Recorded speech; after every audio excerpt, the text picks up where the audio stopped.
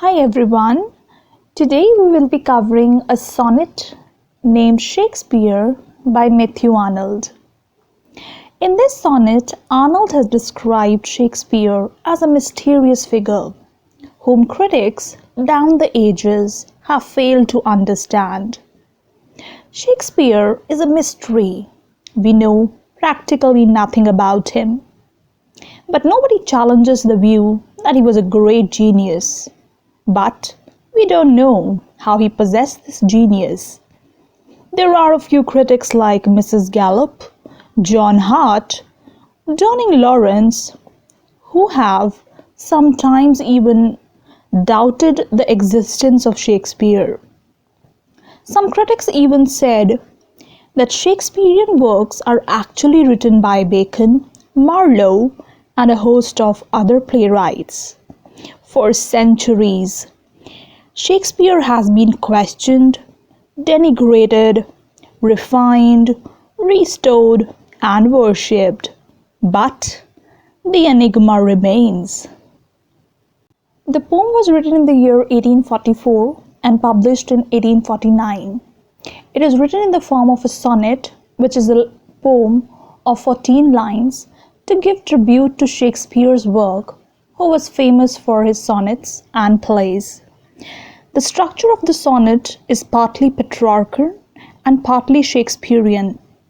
The rhyme scheme is ABBA, ACCA, DE, DE, FF. Unlike the Petrarchan sonnet, in which a new thought begins at the end of the octave, this sonnet offers us a new thought at the 11th line. Let's start reading. Others, abide our question. Others here is used for other writers and poets.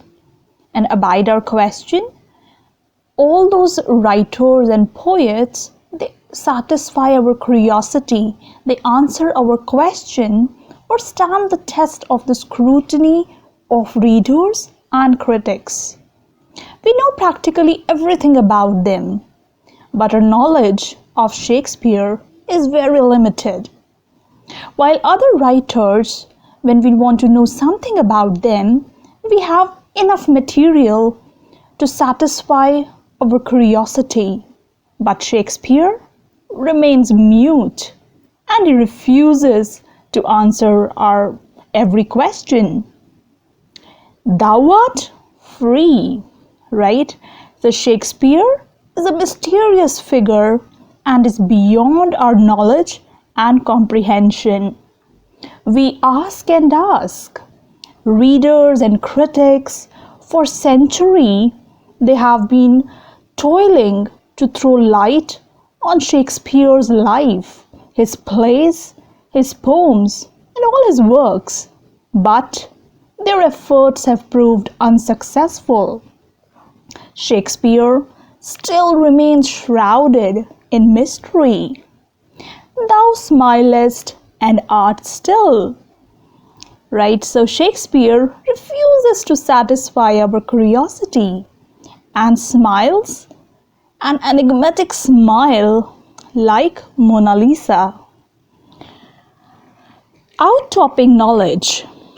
Right, so Shakespeare remains beyond our comprehension. For the loftiest hill, who to the stars uncrowns his majesty. Shakespeare is like the loftiest mountain that raises its head majestically to reach the stars. We cannot hope to see the top of the lofty mountain. We have to remain satisfied with the base of the hill. The glory and majesty of the lofty mountain can only be watched by the stars, shining far above the earth. Planting his steadfast footsteps in the sea. So according to Arnold, he is the highest tower of knowledge.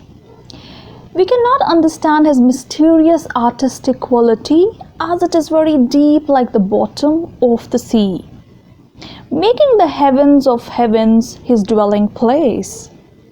So his residence is in the highest part of the sky, What he means here is Shakespeare's genius is heavenly, sparse but the cloudy border of his base to the foul searching of mortality. It is not easy for ordinary people to understand his artistic skills, and men have made futile attempts to unravel the mystery of Shakespeare. And thou, who didst the stars and sunbeams know, thou here is used for Shakespeare. He had divine inspiration and could know all the secrets of man and nature. He was like a lofty mountain, and his imagination soared high and knew all about heaven. Self-schooled, Shakespeare had little formal education. He was educated in the school of life. Self-scanned, Shakespeare was too great a genius to be examined or assessed by others. Self-honored, he was never praised by his contemporaries. However, he had the psychological satisfaction that he was a supreme artist. Self-secure, he was confident of his own literary ability. A true artist, he did not seek popular support. Didst tread on earth unguessed at. He was not very much honored during his lifetime because his contemporaries could not appreciate him. Better so. It's good that Shakespeare should remain mysterious. All pains the immortal spirit must endure, all weakness which impairs, all griefs which bow, find their sole speech in that victorious brow. In these lines, Arnold refers to the essence of Shakespearean tragedy. Shakespeare, in his great tragedies like Macbeth, Othello, King Lear, and Hamlet, has ably dealt with human weaknesses and calamities.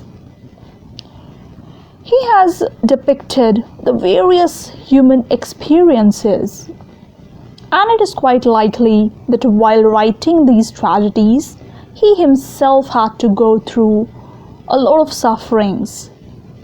He learned in his sufferings what he described in his works, and like the heroes of his tragedies, he emerged triumphant.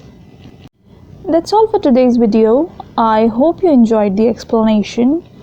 If you have any questions, please let me know in the comment section.